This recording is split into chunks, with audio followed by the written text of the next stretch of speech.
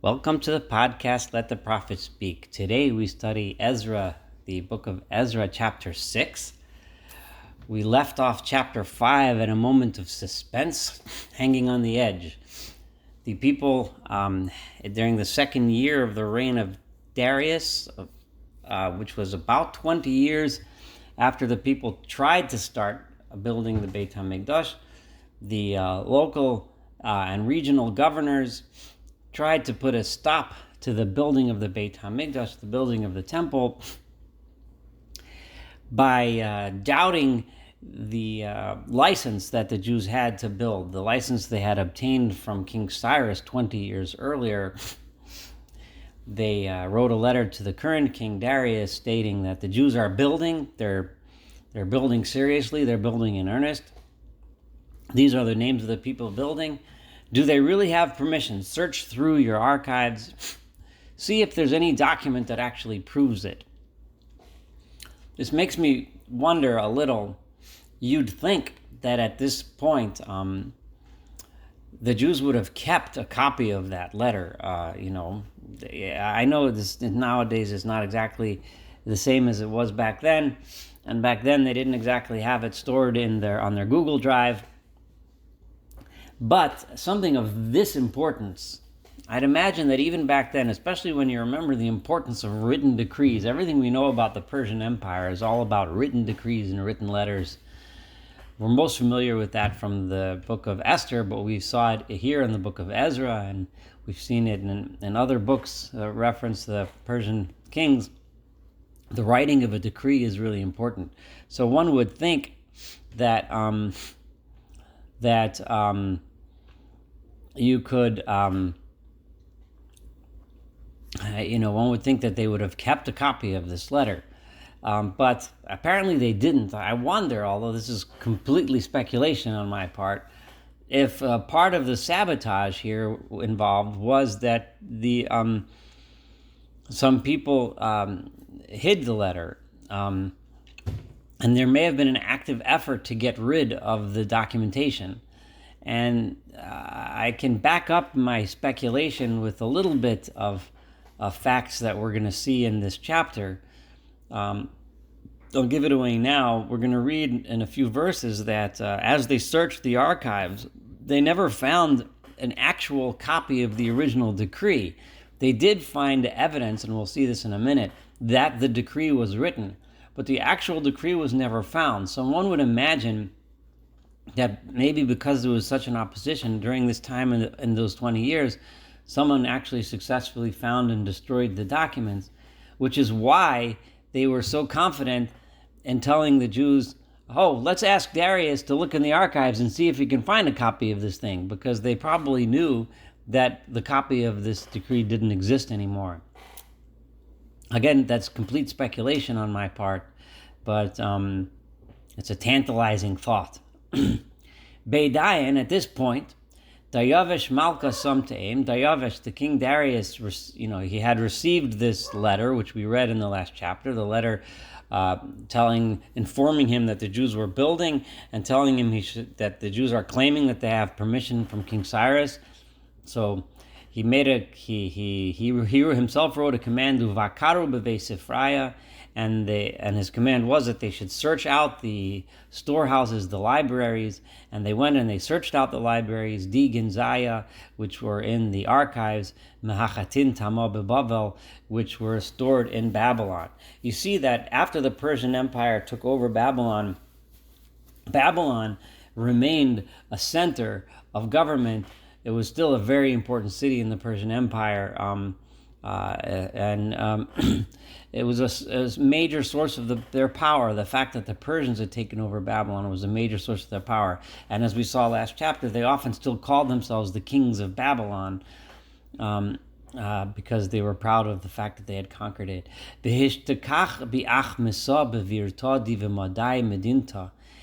However, they went ahead and they did find somewhere in a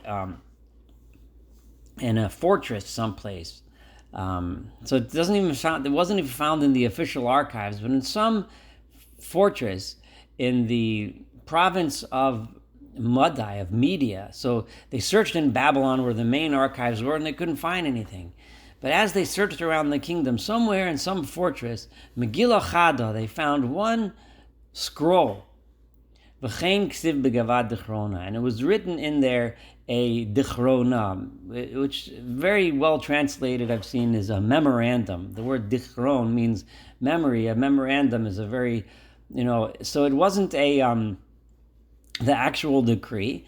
And in the official archives, this great decree of Cyrus had apparently been extirpated. I'm guessing that it was extirpated by people that had reason to do so.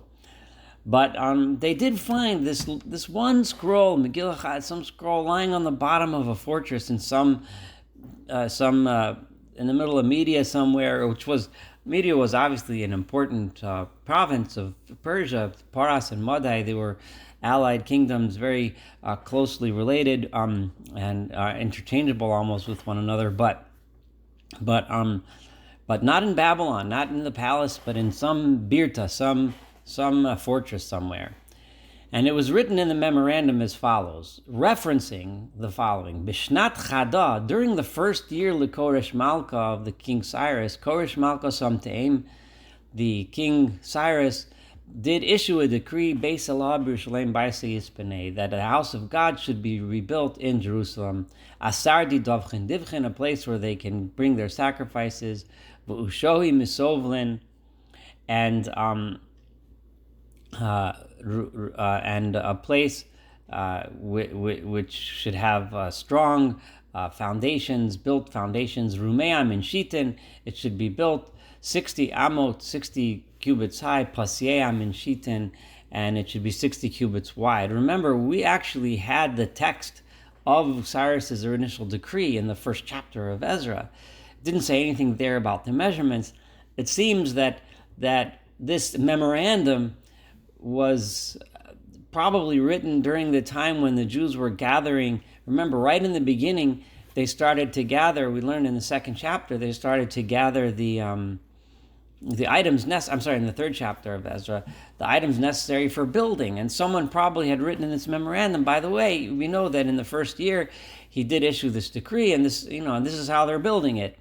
And nidbechin di even glal tlasa, and they're going to make rows of three, for every 3 rows of stone, there would be v'nidbach di achas, there would be a wooden layer holding the stone together, v'nifkisam in beis malka tisihiv, and the expenses will be paid by the palace. So this memorandum was probably written from someone to someone, related to supplies being purchased for the building. And as we saw, supplies were purchased from all over the kingdom. And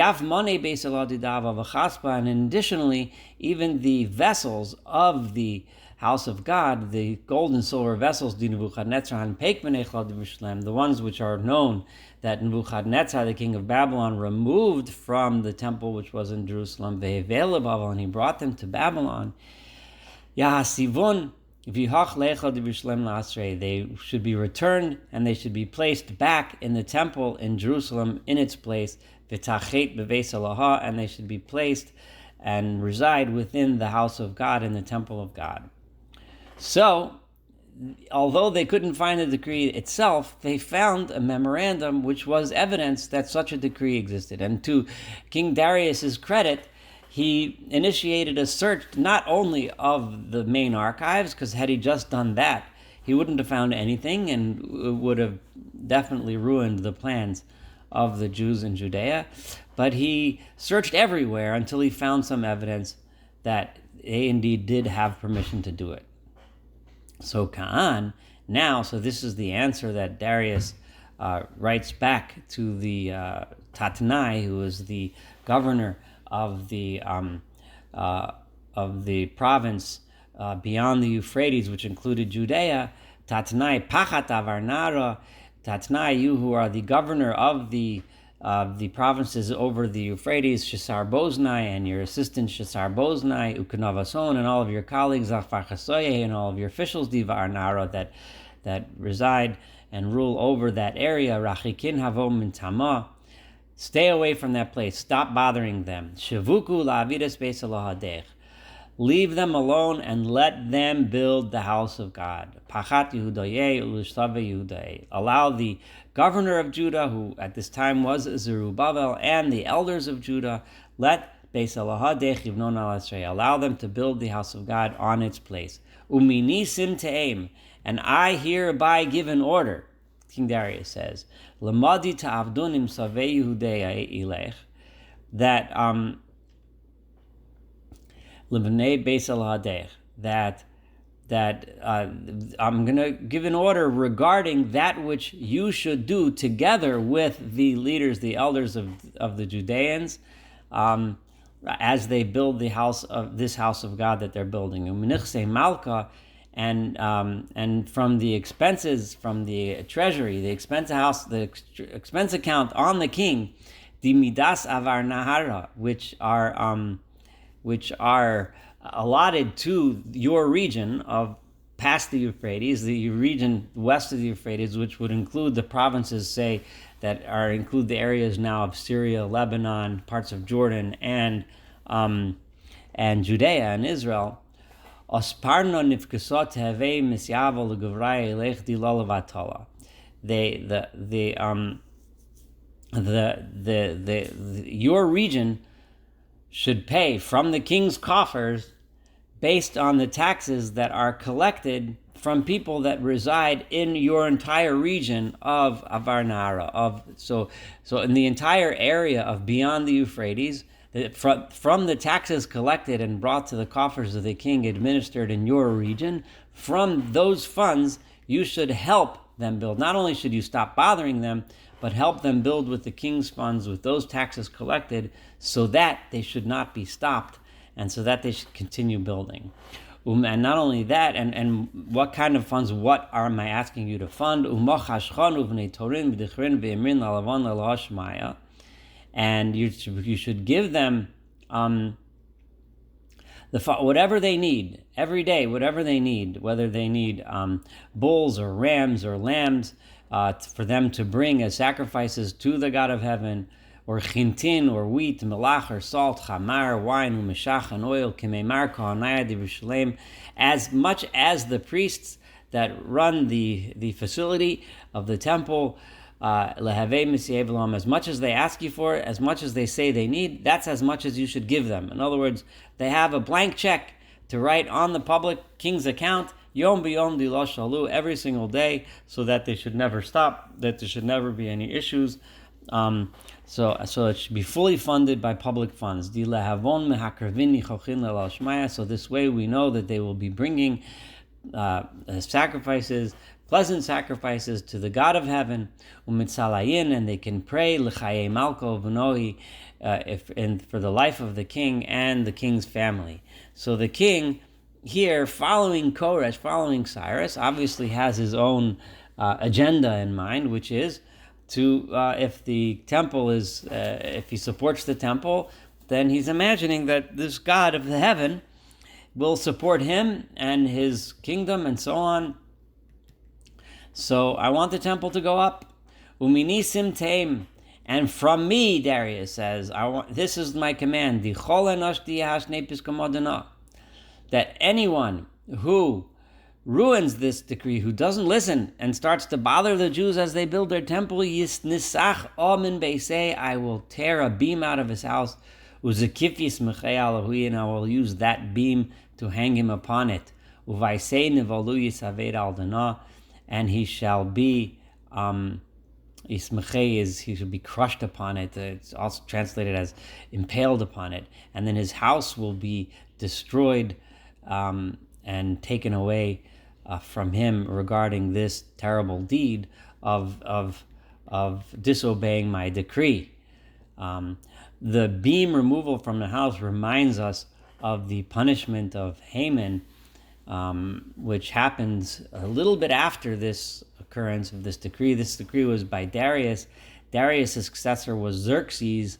Xerxes is also Achashverosh, the king of fame from the book of Esther. And Achashverosh was the one who commanded that Haman be hung upon the very beam that he had placed up for Mordechai. It just reminds us a little bit of that story. My identification of Xerxes with Achashverosh is somewhat controversial, but based on all of the facts that we can put together and everything we see, it makes the most sense to identify Xerxes with, looking at all the historical facts, the archival facts, archaeological facts, all of the psukim from all of the places where we have these mentions. It just makes the most sense to identify him, Xerxes, with Achashverosh. And the God who rests his name there in that temple, Yimagar Kol Melech, may he destroy any king, and this means a lower king than me. Darius, of course, thinks of himself as the highest king around, but any other kingdom, any leader, Ve'amdi Ishlachidei, or any nation that sends their hand lahashnoya l'chabala beis Elohadech d'Yerushalayim, that decides to go and change or to destroy or to harm or hurt the temple of God which stands in Jerusalem. I, Darius myself, makes this decree, isparna yisavid, let it be carried out immediately, quickly, the way I am commanding. So I'm cursing that, and don't touch it, and if you do, God himself, the one who resides in that temple, will take revenge against those who harm the temple. Edayin, at that point, Tatnai Pachata Varnara, Tatnai, who had attempted to interrupt the building of the temple, but now had his attempts foiled, Shitar Boznai and his assistant Shitar Boznai, Gnavason, and all of their colleagues, Lo Kaveldi Shlachta Yavish Malko Kanema Sparna Avadu, they received the answer from the king, and they immediately took the task as seriously, and they fulfilled what they were commanded by Darius to do it. V'savei Yehudaye Bonayin Umatzlichin. So the leaders, the elders of the Jewish people, started to build successfully and strongly build b'nevuas Chagai Neviah under the leadership of the prophecy of Chagai, as we read in the book of Chagai together. We studied this together. It was Zechariah bar Iddo and the other prophet of the time, Zechariah the son of Iddo, Uveno, and they built B'shachlilu, and they built it strong and established it min ta'am elodi Yisrael, under the guidance of the God of Israel, meaning the guidance of the God of Israel, because they were being guided by his prophets, Chagai and Zechariah, umite'em koresh v'daryavesh, and also with the support of Cyrus, meaning the decree that Cyrus had written, v'daryavesh, and Darius, v'artachshasta, and Artaxerxes, who is Artaxerxes Melech Paras. Now, Artaxerxes is placed here because, if you remember, after Darius, and I just said this a few minutes ago, Darius was succeeded by Xerxes, who was Achashverosh. We said in chapter 3, we mentioned that Achashverosh made a decree that put a stop to the building of the temple, that interrupted things, which many, and I included, suggested that might be the very same decree that Achashverosh made about the destruction of the Jewish people in general. That decree, as we said in chapter 3, and as we know from the book of Esther, was withdrawn. But Achashverosh was not, therefore, a very supportive king in the building of the Beit HaMikdash. In fact, it was under his reign that it almost got thwarted. Now, Artaxerxes, which was his successor, Artaxerxes, under his reign, there was continuation of the building. So the Cyrus, Darius, and Artaxerxes are listed here as the kings who helped support the building. V'sheitzi by Sodina ad Yom Tlasali Rachadar, and the house was finished on the third day of the month of Adar, Tihishnat Sheis L'Malchus Dayavish Malka, which was the 6th year of, so the third day of the month of Adar, which is the 6th year of the reign of Darius the king. So, and remember, Artaxerxes, who he just mentioned before, was later, but so he was king well after the temple was already established. However, there was still opposition. Artaxerxes was in a time when there was opposition to the building of Jerusalem, and we pointed that out when we studied chapter 4 together, that they built the temple, which happened now and during the Darius' reign, and then they went to build the city of Jerusalem, and the enemies continued to try to stop the building of the city of Jerusalem. But that was a point that we discussed then. But now, the temple is finally built. So this is about 25 or 26 years after the altar was built, when the Jews first came back. Now, finally, and they finally got to build about 19, it took 19 years until they can actually get the building of the temple building started. It took another 5 years or so until the temple was completed. Now the temple is completed. Va'avadu b'nei Yisrael ka'anaya v'lei v'shar b'nei galusa chanukas beis Eloha dana b'chedva. So now the Jewish people, with the priests and the Levites and all the people that came back from the exile, they made a Chanukah, they made a rededication, a dedication of the house of God, b'chedva, with tremendous joy and gladness. V'akrivu lachanukas beis Eloha, and they sacrificed during the celebration of this dedication of the house of God, Torin Ma'ah, 100 oxen, Dichrin Mosayan, 200 rams, Imrin Arba Ma'ah, 400 lambs, Utsufire Izin, Lachata'al Yisrael Trei Asar, and 12 goats as sacrifices, as sin offerings for all of Israel, Trei Asar, 12, Leminyan Shiftei Yisrael, according to the numbers of the tribes of Israel. Fascinating that they still considered themselves representative of the 12 tribes of Israel, even though we made it very clear that there was really only 2 tribes represented here. There was the tribe of Benjamin and the tribe of Judah, and then, of course, the tribe of Levites. But so maybe 3 if you count it that way. But the 12 tribes of Israel, the 10 were missing and gone.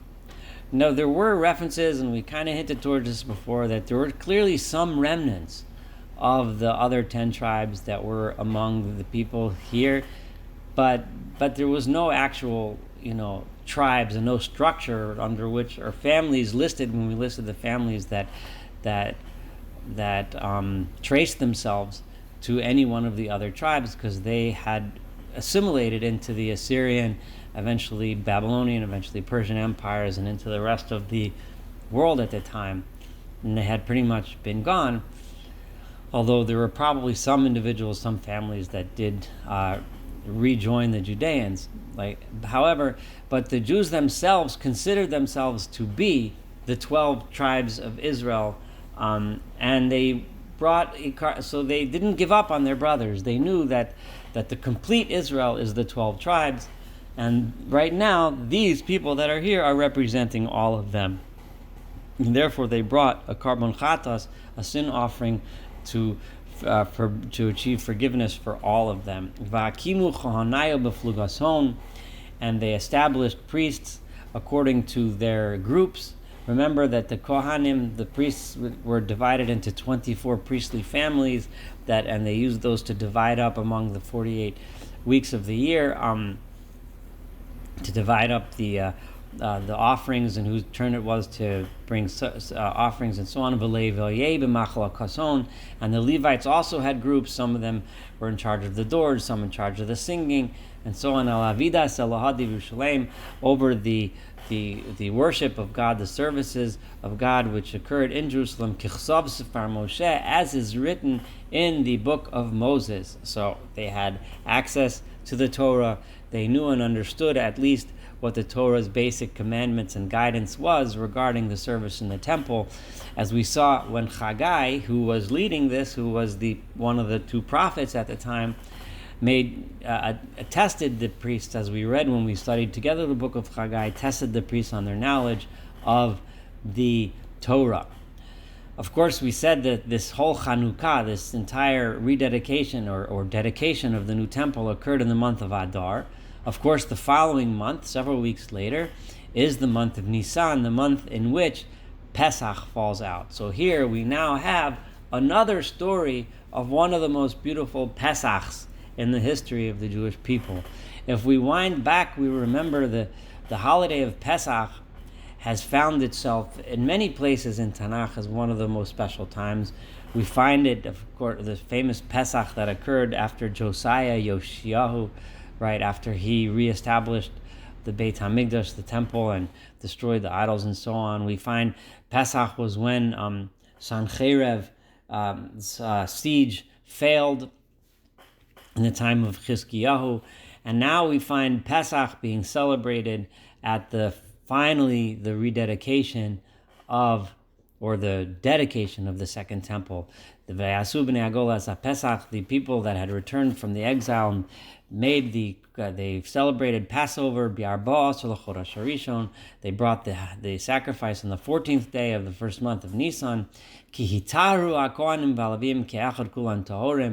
The priests and the Levites all became purified. They ritually purified, the way they're appropriately supposed to be in order to bring the sacrifices. They all were tahor, vayishchatu Pesach, and they slaughtered the Passover paschal lamb, l'chol b'nei Agola, for all of the people of the exile, lachem hakohanim, and including for themselves, their brothers, the priests, v'lahem, and for themselves, vayochlu b'nei Yisrael hashavim me'agola, and the people of Israel that all returned from the exile ate of the paschal lamb, v'chol hanivdal mitumas goyei haaretz, and everyone who had separated themselves from the tumah, from the uncleanliness of the nations of the land, aleim, that had been upon them, lidrosh ladonai Eloi Yisrael, in order to come and worship the Lord God, the God of Israel himself.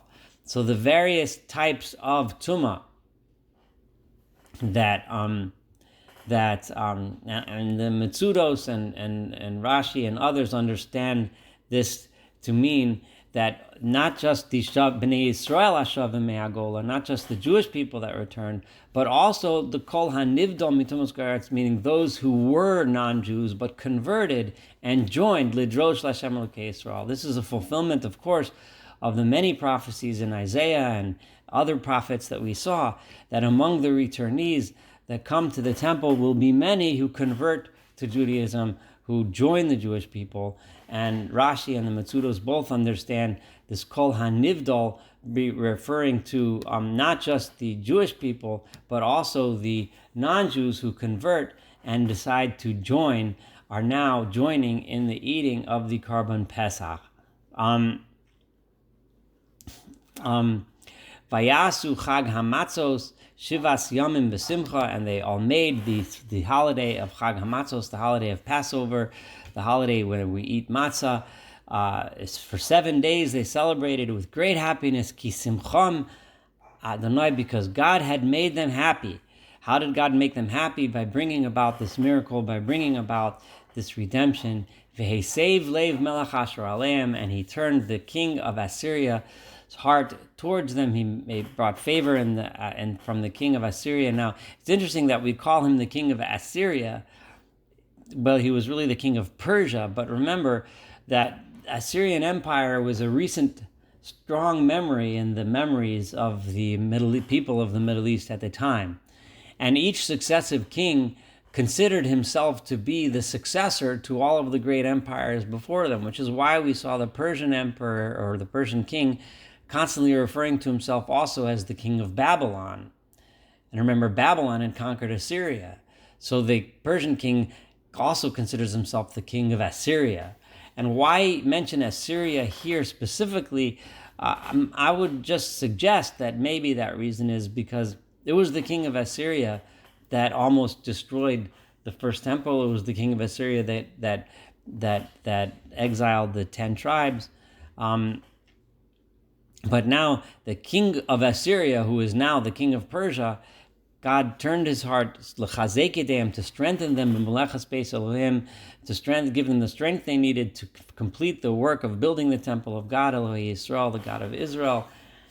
Very interestingly here, and we see this in the book of Esther very clearly, but we see this here as well, and it's the same time period. We see how the people are still very dependent upon the kings around them. They don't have independence. But we also, so everything is about, so it's almost like they're still somewhat in exile. and we felt this, and we mentioned it when we studied Chagai, Zechariah, and Malachi together, that the people somewhat resented that.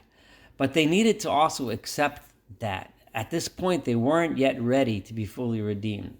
When we read Chagai and Zechariah, we understood that they had the potential to become dependent, but they didn't. They didn't end up deserving it, although, and we discussed at various points as to why that might have been.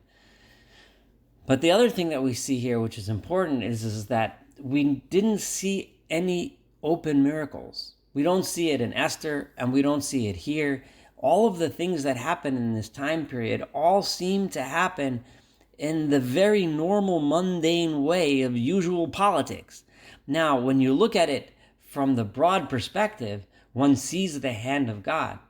But when one looks at it from day to day, all you see is just bureaucratic nonsense. A letter writing from here, this guy complains to him, the other one complains to them, then they look around and they find a piece of paper, they find a scroll hiding over here, they couldn't find it over there. And this one's trying to backstab here, and this one's trying. That's all we see. But nonetheless, it ends up resulting in a decree from the king supporting the building of the house of God. Thank you so much for studying Ezra chapter 6 together. Looking forward to studying Ezra 7 and, of course, the rest of this book. In the next chapter, we are going to be introduced to the namesake of this book, Ezra himself.